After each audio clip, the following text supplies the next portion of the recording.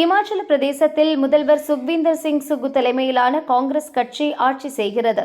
மாநிலத்தில் ஆட்சியை பிடிப்பதற்காக இலவச அறிவிப்புகளை அள்ளி வீசிய காங்கிரஸ் தேர்தலில் வென்றதும் அவற்றை நிறைவேற்ற பல கோடி ரூபாய் செலவழிக்க நேர்ந்தது. மக்களுக்கான இலவச திட்டங்கள், சலுகைகளை நிறைவேற்ற மாநில அரசுக்கு போதிய நிதி ஆதாரம் இல்லாததால் கோடிக்கணக்கில் கடன் வாங்க நேர்ந்தது. இதனால் மாநில அரசு ஊழியர்கள், ஓய்வூதியதாரர்களுக்கான சம்பளம், பென்ஷன் வழங்குவதில் தாமதம் ஏற்பட்டது. ஒவ்வொரு மாதமும் 1ஆம் தேதி சம்பளம், பென்ஷன் வழங்கப்பட்டு வந்த நிலையில் அது முறையே 5/10ஆம் தேதிக்கு தள்ளி போனது. குறிப்பிட்ட சில துறைகளைச் சேர்ந்த அரசு ஊழியர்களுக்கு தாமதமாக கூட சம்பளம் வழங்கப்படாததால் அவர்கள் அரசுக்கு எதிராக குரல் எழுப்பினர். இந்த சூழலில் இந்த ஆண்டு பருவமழையில் இமாச்சல பிரதேசம் கடுமையாக பாதிக்கப்பட்டுள்ளது.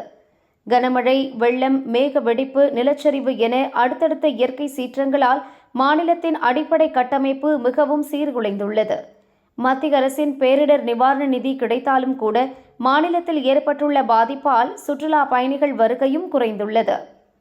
ஹோட்டல்கள், போக்குவரத்து நிறுவனங்கள், தங்கும் விடுதிகள் உள்ளிட்டவற்றின் வருமானம் சரிந்ததால் மாநில அரசுக்கான வரி வருவாயும் குறைந்தது.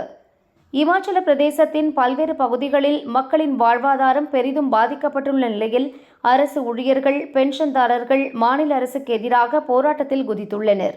இதுகுறித்து போராட்டத்தில் ஈடுபட்டுள்ள அரசு ஊழியர்கள் கூறியதாவது: மாநில அரசின் நிதி நிலைமை மோசமாக உள்ளதை ஒப்புக்கொள்கிறோம். அதே சமயம் மக்கள் நலனையும் அரசு கருத்தில் கொள்ள வேண்டும். கடந்த சில மாதங்களாகவே எங்களுக்கு சரியான தேதியில் சம்பளம் வழங்கப்படவில்லை. அதையும் பொறுத்து கொண்டோம்.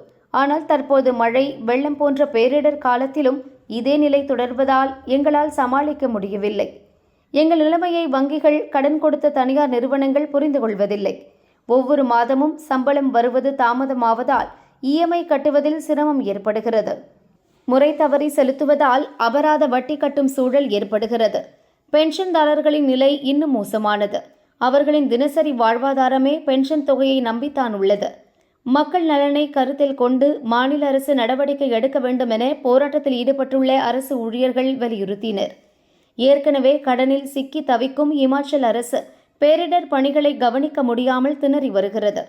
இந்த சூழலில் அரசு ஊழியர்களின் சம்பள பிரச்சினையும் பூதாகரமாக உருவெடுத்துள்ளதால் இமாச்சல பிரதேச அரசுக்கு பெரும் தலைவலியை ஏற்படுத்தியுள்ளது.